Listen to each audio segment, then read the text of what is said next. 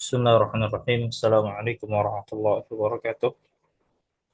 Alhamdulillahi rabbil alamin wassalatu wassalamu ala nabiyyina Muhammadin wa ala alihi wa ashabihi wa man tabi'ahum bi ihsan ila yaumiddin amma ba'du. Kita lanjutkan kembali pembahasan kita dari kitab salah satu usul wa adillatuha yang sudah masuk dari jenis-jenis ibadah, dan kita beralih kepada jenis ibadah yang berikutnya, itu al-khasyah. Ya, al-khasyah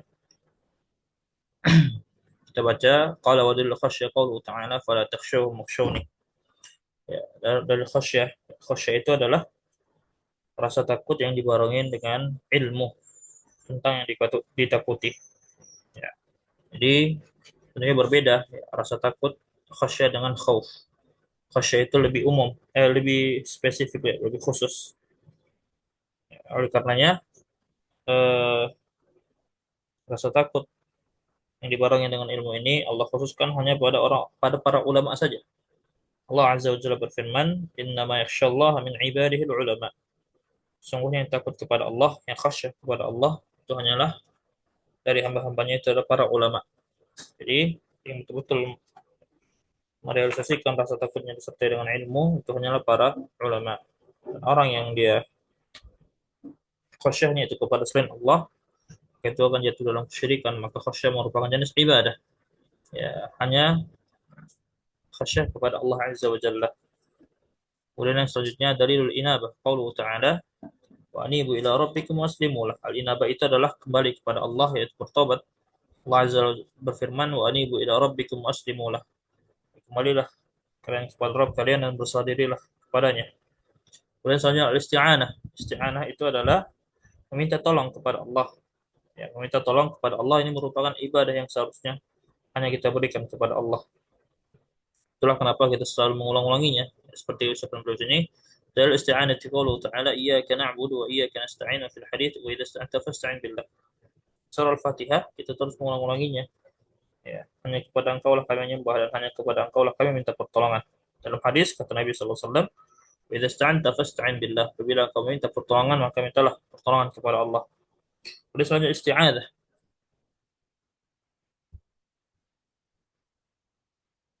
Isti'adzah, ya, yaitu meminta perlindungan kepada Allah Azza wa Jalla, dan ini adalah jenis ibadah. Dalil sangat banyak sekali. Terdalil yang dibawa oleh Syekh Muhammad bin Abdul Wahhab itu adalah dalil qul a'udzu birabbin nas. Ya, antara juga qul a'udzu birabbil falaq. Ya, jadi ketika ada seorang dia meminta pertolongan, meminta perlindungan, ya, kepada selain Allah, misalnya kepada jin, maka ini adalah kesyirikan. Itulah kenapa Allah Subhanahu wa taala sebutkan dalam Al-Qur'an, wa annahu kana rijalun minal insi ya'uduna birijalin minal jinni fazaduhum rahaqa. Ya, para jin-jin itu berkata bahwasanya di antara manusia sekelompok pemuda dari manusia, ya, meminta perlindungan, ya, kepada sekelompok pemuda dari kalangan jin, sehingga membuat mereka semakin sombong. Dan tentunya ini adalah perbuatannya orang-orang jahiliyah, di mana sebagian orang Arab terdahulu mereka ketika singgah di sebuah lembah, mereka sangat takut, ya, takut diganggu oleh jin, maka mereka pun berkata, ya, kata mereka, na'udzu bisayyidi hadzal wadi min sufahai qaumi. Kata dia, kami berlindung kepada pimpinan lembah ini dari gangguan jin bodoh kaumnya. Ya, jadi tentunya ini adalah kesyirikan, ya, syirik. Hanya kita ketika meminta perlindungan hanya kepada Allah Azza wa Jalla. Kemudian selanjutnya istighatsah. Jenis ibadah berikutnya adalah istighatsah. Istighatsah itu adalah eh, istighatsah itu adalah meminta pertolongan kepada Allah dalam kondisi genting, ya, dalam kondisi mendesak. Tentunya istighatsah ini berbeda dengan isti'anah. Istighatsah bisa kita katakan lebih spesifik, sama halnya seperti khasyah dengan khauf. Demikian juga istighatsah dengan isti'adah. Istighatsah itu lebih spesifik karena istighatsah meminta eh, pertolongan, isti'anah namun dalam kondisi genting. Seperti Nabi SAW ketika perang Badar itu istighatsah kepada Allah Azza wa Jalla, berdoa kepada Allah, mengangkat tangannya meminta pertolongan, istighatsah. Allah katakan, "Ittastaghitsuna rabbakum fastajaba lakum." Ketika kalian beristighatsah kepada Rabb kalian, lalu Dia mengabulkan permintaan kalian. Dan tentunya kita perlu memperhatikan masalah ini karena banyak sekali orang yang terjerumus dalam syirik. Ya. Hal ini karena ada beberapa sebagian dari para dai yang mereka mengajarkan agar orang-orang beristighatsah kepada wali-wali ketika kondisi genting. Mereka katakan, sebagian dari orang-orang pula dalam kondisi genting mereka katakan, wahai Abdul Qadir Al-Jailani atau wahai Badawi. Mereka sebutkan nama wali-wali. Dan itu tentunya adalah kesyirikan. Jelas sangat kesyirikan sekali. Bagaimana mungkin seseorang bisa beristighatsah kepada para wali sementara Nabi Shallallahu Alaihi Wasallam yang lebih pantas disebut pemimpin para wali adalah orang yang beristighatsah kepada Allah dalam kondisi genting. Apakah orang-orang ini mengira bahwa para wali yang telah meninggal itu bisa mendengar ucapan-ucapan mereka, mendengar permintaan-permintaan mereka? Tentu ini khurafat ya, yang dibuat-buat oleh para sufi ekstrim sehingga membuat orang-orang beristighatsah kepada para wali-wali yang telah meninggal dunia. Padahal itu adalah syirik, syirik yang sangat betul-betul nyata. Baik. Kemudian ibadah selanjutnya adalah wadalilu dzabh, yaitu ibadah adzabh, itu menyembelih. Ya, ibadah menyembelih. Menyembelih adalah salah satu ibadah yang harus dilakukan hanya untuk Allah Azza wa Jalla. Karena ini merupakan ibadah yang cukup agung sekali. Allah Azza wa Jalla berfirman, "Qul inna salati wa nusuki wa mahyaya wa mamati lillahi rabbil alamin, la syarika lahu wa bidzalika umirtu wa ana awwalul muslimin. Wa inna sunnah la'ana Allah man dhabaha li ghairillah." Allah Azza wa Jalla berfirman, katakanlah semuanya salatku, sembelihanku, hidupku dan matiku itu hanya untuk Allah Rabb semesta alam. Tiada sekutu baginya. Dengan hal itu aku diperintahkan, ya, dan aku adalah orang yang pertama kali menyerahkan diri. Dan di hadis Nabi SAW kata Nabi SAW, Allah melaknat orang yang menyembelih kepada selain Allah. Ya. Jadi ini merupakan ibadah yang sangat besar sekali. Ya. Pada lafaz nusuki di dalam ayat itu, maknanya adalah menyembelih. Ya, oleh karenanya ketika seorang menyembelih, hendaknya dia menyembelih karena Allah. Baik dia menyembelih untuk akikah misalnya, atau menyembelih ketika Idul Adha berkurban, maka itu semuanya dia menyembelih karena Allah Subhanahu wa taala. Dia menyebut nama Allah Subhanahu wa taala, dia memang murni untuk uh, mengalirkan darah hanya untuk Allah Subhanahu wa taala sebagai persembahan yang agung. Dan di antara hal yang sangat menyedihkan sekali ketika ada orang-orang yang dia sudah mengetahui syariat ini, lalu dia menyembelih hewan untuk jin, ya, penunggu atau suatu tempat. Ya.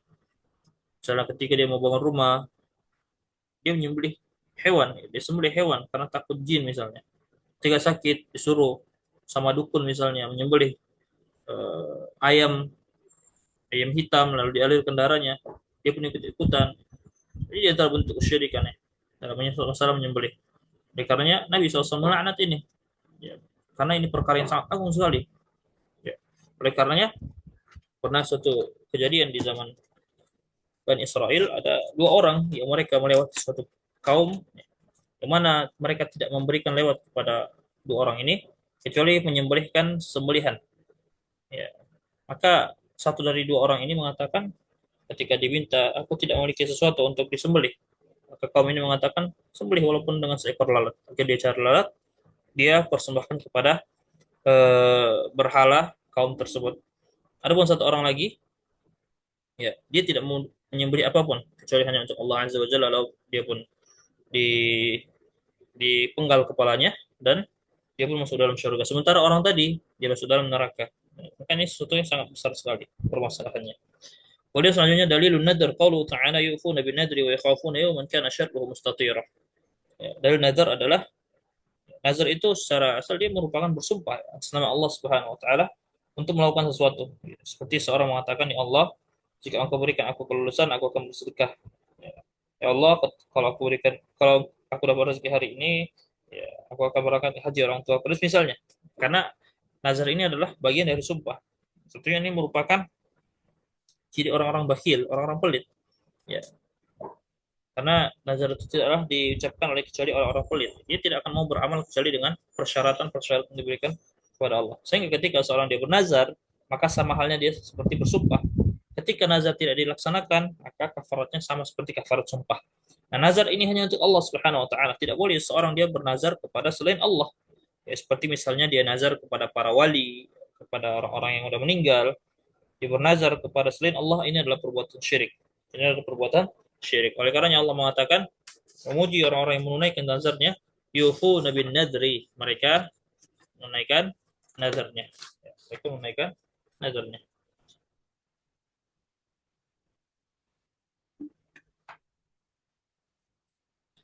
Di dalam ayat ini Allah Azza wa Jalla memuji orang-orang yang menunaikan nazarnya karena Allah Subhanahu wa taala.